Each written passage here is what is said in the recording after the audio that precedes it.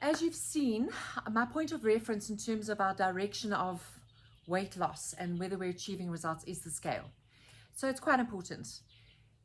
My most important thing is that it's going down in the right direction. Yes, it can be frustrating if we are worrying about the accuracy of the scale, but understand that at the end of the day, there's the bigger picture. Having said that, I personally, if I were in your shoes and I kind of reach that point, which we do, where it plateaus and it goes up a little bit, down a little bit, or it just gets stuck and it only goes down 100 grams, 100 grams. If I couldn't see that 100 grams, or if I didn't trust that it was reading properly, I might feel a bit disconcerted. So that's what sparked this. A couple of you are worrying. First and foremost, check that your scale must be on a flat surface. The best one, if it's on a tile, and all 4 feet are on the same tile, then you know it's level. Hopefully your floor is level. Then you know it's level, and you know there's no give in the floor.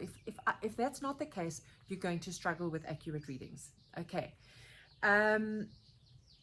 Then what you're going to do is you're going to get on and off that scale 3 times in a row. Make sure it gives you the same reading. If it gives you the same reading, we're really one step ahead. The digital versus analog argument. If it's like anything, if it's an old scale, especially the analog ones, you likely are not going to, you can't really trust that reading. Okay, those scales are old, and it's very seldom that they are accurate. Okay, I'm not saying they're all on, but they might be.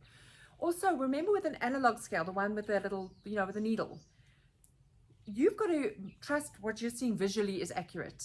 Whereas with a digital scale, it's giving you the number. Okay.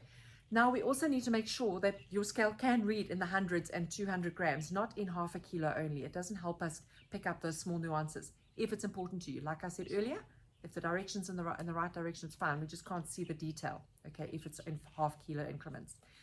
Then when it comes to finding a scale, understand that ultimately you are going to get what you pay for. Understand that domestic use scales generally do not read accurately in low numbers, and they do not read accurately in higher numbers. Even if it says that it can take readings up to 150 kilos, that basically means it can read up to 150 kilos. It's not going to break up to 150 kilos, but it's not necessarily going to give you detailed and accurate reading in hundreds and 200s up to 150 kilos. Okay, please understand that. Speak to the sales consultant when you go and find yourself your scale. If you want to test the accuracy of your scale, go to your kitchen, measure, say, 100 grams of butter using your kitchen digital scale for that accurate reading, and then go back to your bathroom scale, get onto it without holding that 100 grams of butter, weigh yourself, then get back on again with 100 grams of butter, and you should have a 100-gram difference in the reading. If it's not, then you know that it's not that accurate, and you can make a decision. Am I going to be happy just watching the general direction of my weight loss, or am I going to start looking at investing in something that is better? Okay. Don't be alarmed now, because the Tanita scales are generally what is very, very well known and have been habitually used by a lot of weight loss programs as the most accurate readings, and even those come in sliding scales. And kind of, I know when I was looking at one, for me, the best of, not the cheapest, but also not getting ridiculous, was about 2,000 Rand. So I'm quite excited that I have been referred to someone who has sent me a detailed voice note on exactly what the scale that he sells is about.